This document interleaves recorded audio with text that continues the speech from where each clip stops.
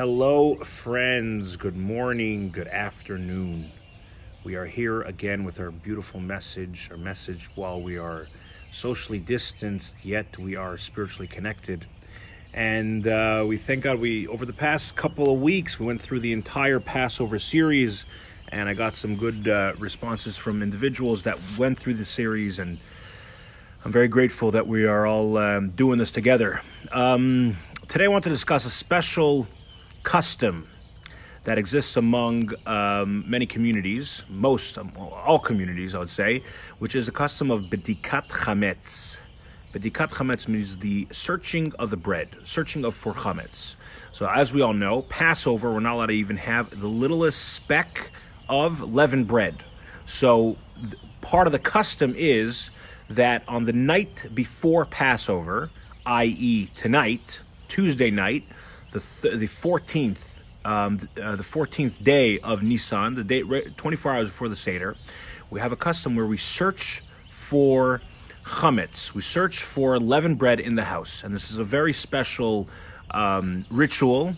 Typically, you have a spoon and a feather, and you have some stuff to go with it. And it's an incredible. It's been going on for thousands of years. Jews have been doing this. So, what exactly happens on the technical? So, as we always do, we're going to talk the technical side. Then we're going to take a little bit of a deep dive into Kabbalistically and spiritually what's going on. So, on the technical side is you take 10 pieces of bread, you wrap them in aluminum foil, you put them around the house, and then you go with a candle and a spoon and a feather, and you go searching for these 10 pieces of bread around the house. So so you put them in the living room, you put them in the bathroom, not the bathroom, you put them in the bedroom, you put them in the dining room, and you go around, and it's typically all the kids are involved, and you found one, you put it all together, you put it in a little bag, and you make a special prayer. And the prayer you make is a blessing from God. We're going to get to the prayer in a second. Okay? You make a prayer. You put it overnight. The next day, tomorrow, what you're going to do is you're going to burn the chametz. You're going to burn the chametz. When do you burn the chametz? Tomorrow before a third of the day. So before midday. So it comes up to about, I'll get the exact time. I'll post it in the description. But the point is you got to burn this that you found. You got to burn it. And the custom is to actually take a fire and put it inside. It's a contained fire, but we burn the chametz. And many rabbis, and we do another prayer then. Okay, so that's the technical side. Now let's take a little bit of a deep dive into this and into this custom spiritually. So many rabbis have translated this custom in a very special way.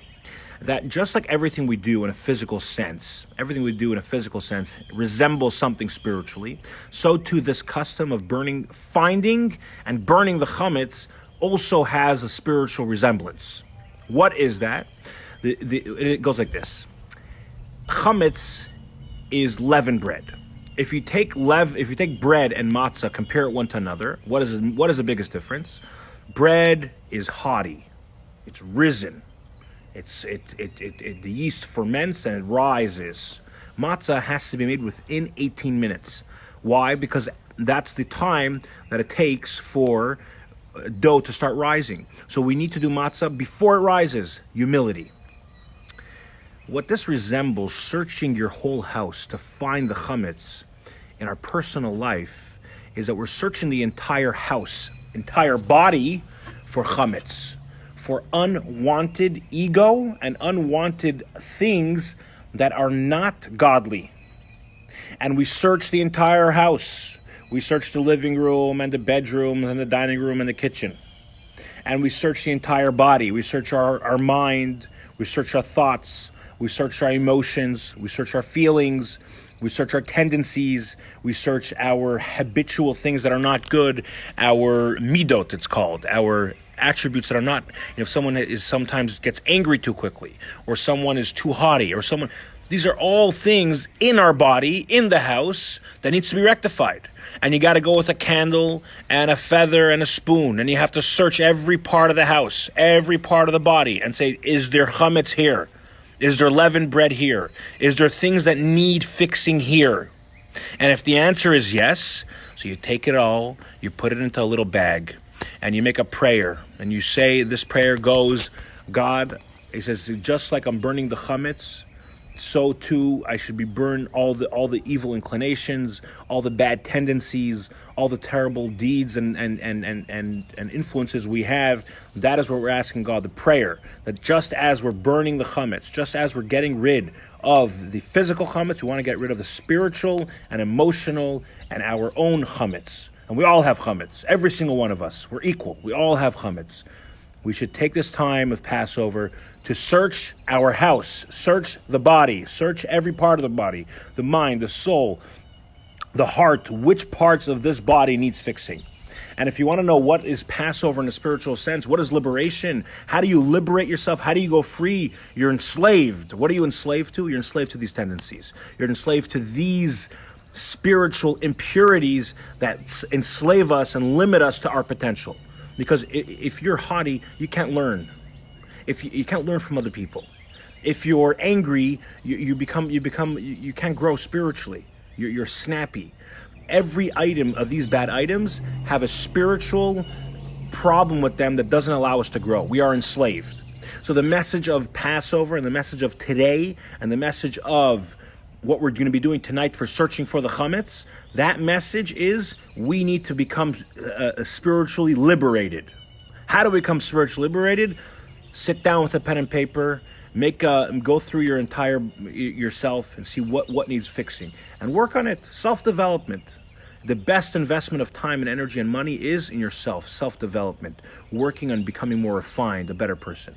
So if you're going to be, so right now we have this beautiful custom coming up tonight, and I will be posting on the description a little bit more link to tell you exactly how to do it.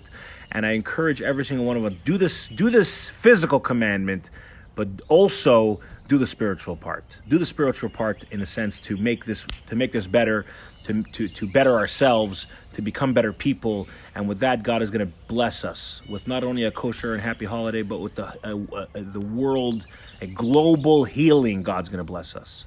And a time like this when we need so much blessings, we're going to work on ourselves, and with that we're going to become bigger vessels for God's blessing.